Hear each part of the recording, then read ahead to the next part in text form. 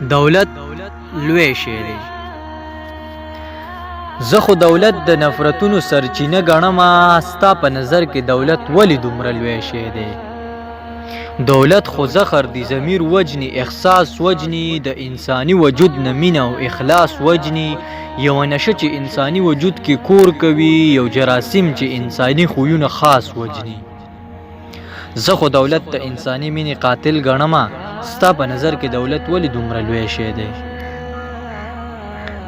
دولت خمزه ته ډیر بې سیره بې نمکه ښکاري او غني خان خو یې بخر ته په ډیران غورځوي.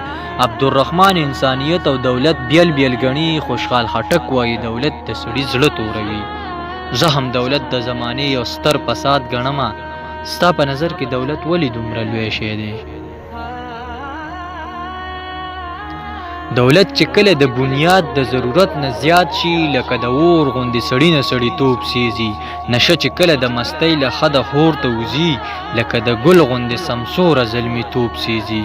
زه خو دولت د اخلاقي وجود وبا ګڼم. ستا په نظر کې دولت ولې دومره لوی شی دی؟ سترګې رڼا کړه په تاریخ باندې نظر واچوه چې محمد د څه په زور په جهانونو خور دی.